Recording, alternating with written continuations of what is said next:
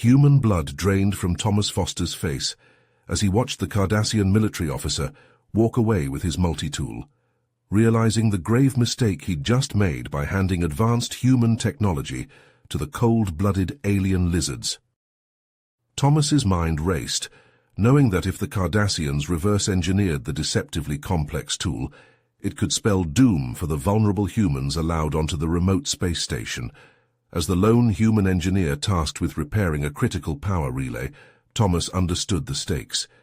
If he couldn't retrieve the multi-tool and fix the station systems, the Cardassians would likely blame the humans, nullifying the fragile cultural exchange and putting human lives at risk. Vega, the Cardassian officer, had seemed friendly enough when he approached Thomas, expressing curiosity about the 35-year-old's high-tech toolkit. But Thomas saw the glint of greed and hunger in Vega's reptilian eyes as the officer examined the multi-tool, a device far more advanced and versatile than anything the Cardassians possessed. Thomas's instincts screamed at him to refuse when Vega asked to keep it, but the engineer's desire to appease his hosts overrode his better judgment. Now, as Thomas watched Vega disappear down the corridor with the pilfered technology, a sense of dread settled in his gut. He knew he had to act fast to protect the humans on the station and prevent the Cardassians from gaining a technological edge that could shift the balance of power in the galaxy. But how could one human engineer outsmart an entire alien race on their own turf?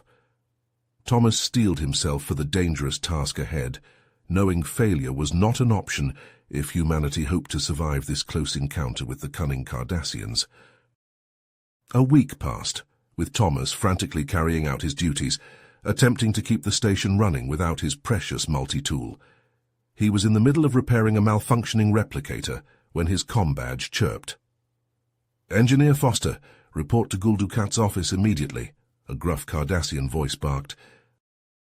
Thomas's heart raced as he made his way to the commander's office, unsure of what to expect. As he entered, Gul Dukat greeted him with a wide, toothy grin that sent shivers down Thomas's spine. "Ah, Engineer Foster, please have a seat," Dukat gestured to a chair in front of his imposing desk. Thomas sat down, his palms sweaty with nervousness. Dukat leaned forward, his eyes glinting with satisfaction. "I have some excellent news, Mr. Foster. Your friend, Officer Vega, has successfully reverse-engineered your multi-tool. In fact, he's already begun mass-producing a Cardassian version, which has become quite popular among the crew." Thomas's eyes widened in surprise, his mind reeling at the implications. That's great news, sir," he managed to stammer out. Dukat's smile grew even wider. "Indeed it is, and it's all thanks to you, Mr. Foster. Your willingness to share human technology has not gone unnoticed. As a token of our gratitude, I'm offering you a promotion to a higher-ranking position on the station." Thomas blinked, taken aback by the unexpected offer. I don't know what to say, sir, thank you," he replied, his mind still trying to process the rapid developments. "You've earned it, Mr. Foster," Dukat said, standing up and extending his hand. Thomas shook it, feeling the rough, scaly texture of the Cardassian's skin. "I expect great things from you in your new role." As Thomas left the office, his mind raced with conflicting emotions. On one hand, he was thrilled at the prospect of a promotion and the recognition of his hard work. On the other hand, a sense of unease gnawed at his gut, wondering about the potential consequences of sharing advanced human technology with the Cardassians. Little did Thomas know that, just a few decks below him, in the station's weapons research lab, a team of Cardassian scientists were already hard at work integrating the multi-tools technology into a new type of weapon. Led by the ambitious and ruthless Dr. Zamar, the scientists toiled tirelessly, driven by the potential of creating a handheld device capable of cutting through any material, even the hull of a spacecraft. Dr. Zamar's eyes gleamed with excitement as he examined the latest prototype, its sleek black casing belying the destructive power within. "With this weapon, the Cardassian Union will be unstoppable," he muttered to himself, envisioning the possibilities. As Thomas settled into his new role, Blissfully unaware of the dangerous developments taking place beneath his feet, the station hummed with activity, the Cardassians eagerly embracing the newfound technology that would soon change the balance of power in the galaxy forever. 2 months had passed since Thomas's promotion, and he found himself engrossed in the day-to-day maintenance of the Cardassian space station.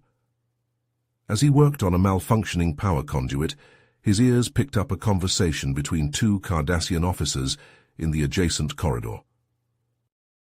"Did you hear about the attack on that Klingon ship?" one officer asked, his voice low but excited. "Yeah, I heard we used some new weapon. Cut through their hull like it was nothing," the other replied, a hint of pride in his tone.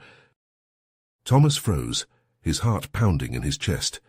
He strained to hear more details, but the officers had already moved on. Alarm bells rang in his mind as he couldn't shake the feeling that this new weapon was somehow connected to his multi-tool. Driven by a growing sense of unease, Thomas began to investigate. He discreetly accessed the station's computer systems, searching for any information on the new weapon. It didn't take long for him to find what he was looking for: a classified file detailing the development of the Zamar blade, a handheld device capable of slicing through any material. As he delved deeper into the file, Thomas's worst fears were confirmed. The Zamar blade was based on the technology from his multi-tool, reverse-engineered and weaponized by the Cardassians.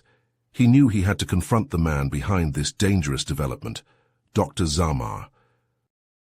Thomas marched into Dr. Zamar's lab, his face flushed with anger and betrayal.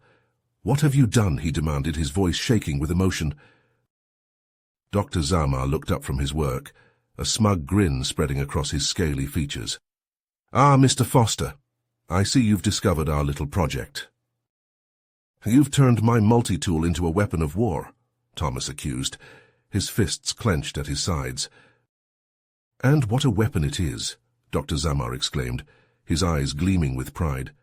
"The Zamar blade has already proven its worth in combat against the Klingons. With this device, the Cardassian Union will be unstoppable."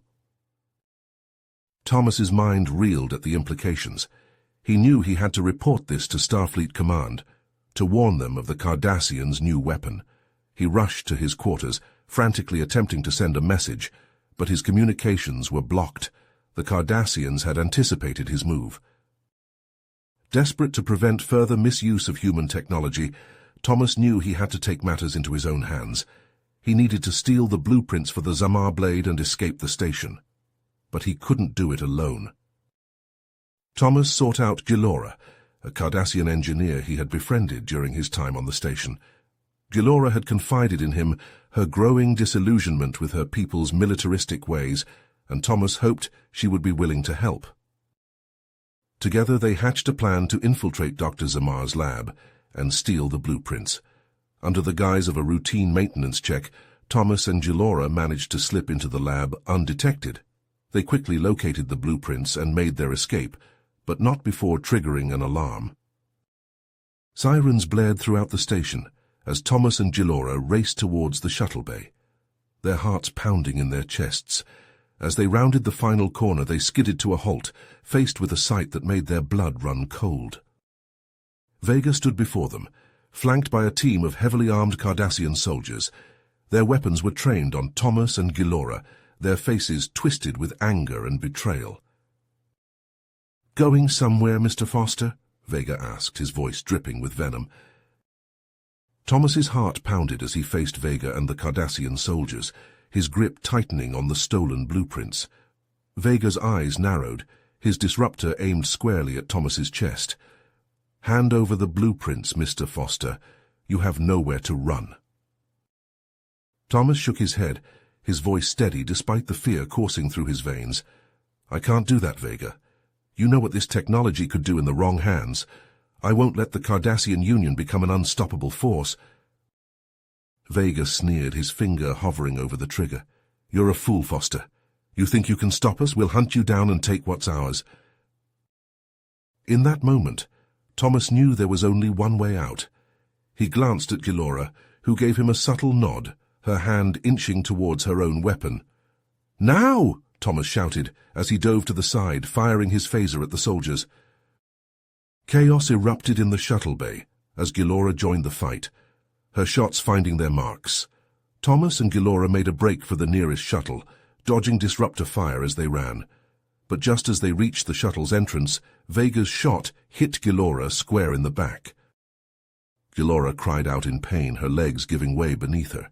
Thomas caught her, dragging her into the shuttle as he fired back at Vega.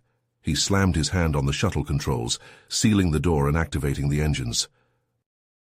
As the shuttle lifted off, Vega's shot struck the engines, causing the small craft to shudder violently. Thomas gritted his teeth, fighting to keep the shuttle steady as they cleared the shuttle bay. "Hold on, Gilora," Thomas said, his voice strained as he plotted a course away from the station. But as he looked at the navigation screen, his heart sank. The damage to the engines was too severe. They'd never make it back to Federation space. Gilora groaned, her face pale as she clutched her wound. Thomas knew he had to act fast. He scanned the nearby star systems, searching for a place to land. A small, uninhabited planet caught his eye. It was a risk, but it was their only chance. "I'm setting a course for that planet," Thomas said, his hands flying over the controls. "We're going to crash land, but it's our only option." Gilora nodded weakly, her breath coming in short gasps. Thomas pushed the shuttle to its limits, the planet's surface growing larger in the view screen. The shuttle shook violently as they entered the atmosphere, alarms blaring as the hull temperature spiked. With a bone-jarring impact, the shuttle slammed into the planet's surface, skidding across the rocky terrain before coming to a stop. Thomas, dazed from the crash, forced himself to move. He pulled Gilora from the wreckage, laying her gently on the ground. As he assessed her wounds, Thomas's heart sank. The shot had done too much damage. Without proper medical attention, Gilora wouldn't survive. Tears streamed down Thomas's face as he held Gilora's hand, watching the life fade from her eyes. With a heavy heart, Thomas buried Gilora beneath a pile of stones, marking her grave with a simple cross. He salvaged what he could from the shuttle's wreckage, using his engineering skills to fashion crude tools and weapons. In the days that followed, Thomas struggled to survive on the hostile planet. He foraged for food and water, always keeping a wary eye on the sky. He knew the Cardassians would come looking for him, and he had to be ready. As the sun set on another lonely day, Thomas sat by the fire he'd built, his thoughts turning to the events that had led him here. He'd come to Cardassia with such hope, eager to bridge the gap between their species. But instead, he'd become the catalyst for a new arms race, his actions leading to the death of a friend and his own exile. Thomas looked up at the unfamiliar stars, their light cold and distant. He knew he might never see his home again, never feel the warmth of Earth's sun on his face. But he also knew that he'd done what was right, that he'd prevented the spread of a dangerous technology that could have changed the balance of power in the quadrant. With a sigh, Thomas added more fuel to the fire, its flickering light casting shadows across his weary face. He'd won a small victory, but at what cost? Only time would tell if his sacrifice had been worth it. Months turned into years as Thomas fought to survive on the harsh, unforgiving planet. Each day was a struggle, a battle against the elements and the gnawing loneliness that threatened to consume him. With grim determination, he built a small shelter from the wreckage of the shuttle, salvaging what he could to create a makeshift distress beacon. But the beacon's signal was weak, a feeble cry for help that seemed destined to go unheard in the vast emptiness of space. As time wore on, Thomas's hope of rescue began to fade, replaced by a dull acceptance of his fate. He scavenged for food and water, his once pristine Starfleet uniform now a tattered remnant of his former life. His beard grew long and unkempt, his eyes hollow with the weight of his isolation. But one day, as Thomas was out foraging for edible roots, a glint of metal caught his eye. His heart raced as he watched a Cardassian shuttle descend from the sky, its engines whining as it touched down on the rocky surface. Thomas crept closer, his body tense with a mixture of fear and anticipation. As the shuttle's hatch hissed open, a team of Cardassian soldiers emerged, their weapons at the ready. And leading them, his face twisted with a cruel sneer, was Vega. Thomas's blood ran cold as he realized they must have tracked the distress beacon's signal. With a deep breath, Thomas steeled himself for the confrontation to come. He had spent years preparing for this moment, crafting traps and makeshift weapons from the limited resources available to him. As the Cardassians fanned out, searching the area, Thomas made his move. He sprang from his hiding place, a primal yell tearing from his throat as he launched a barrage of rocks and sharpened sticks at the soldiers. Several fell, caught off guard by the sudden attack. Vega whirled around, his disruptor drawn, but Thomas was already moving, darting between boulders and crevices with a speed born of desperation. The firefight was brutal and bloody, the air thick with the stench of ozone and charred flesh. Thomas felt the searing heat of disruptor blasts as they sizzled past him, singeing his hair and clothes. But he didn't falter, his aim true as he picked off the Cardassians one by one. In the end, only Vega remained, his face contorted with rage and pain. The two adversaries faced each other, both bleeding from multiple wounds. Thomas's vision swam, his body screaming with agony, but he refused to back down. As they lay gasping on the ground, Vega's lips curled into a sneer. "You think you've won, Foster?" he spat, blood flecking his teeth. "The Zamar blade is already out there, in the hands of the Cardassian military. We've been using it to expand our territory, to crush anyone who stands in our way." Thomas's heart sank at the revelation, the full weight of his failure crashing down upon him. Vega laughed, a wet, gurgling sound that turned into a cough. "Your sacrifice was for nothing," he rasped. "The Cardassians will continue to use the weapon, and there's nothing you can do to stop us." With the last of his strength, Thomas dragged himself back to the shuttle, his blood leaving a trail in the dirt. His vision blurred, the edges of his consciousness fraying, but he had one final task to complete. He had built a failsafe into the distress beacon, a powerful electromagnetic pulse that would fry the shuttle's systems and prevent the Cardassians from ever finding their way back to the planet. As his shaking fingers activated the pulse, Thomas felt a grim sense of satisfaction wash over him. He had done all he could to prevent the spread of the Zamar blade, even if it meant sacrificing his own life. As the world faded to black around him, Thomas's last thoughts were of the Federation, of the precious time he had bought them to prepare for the growing Cardassian threat. You have reached the end of the story. If you enjoyed this story and want to support us, please leave a like and subscribe to our channel, and for every comment that says 88, I will heart every single one of them. Thank you for your time.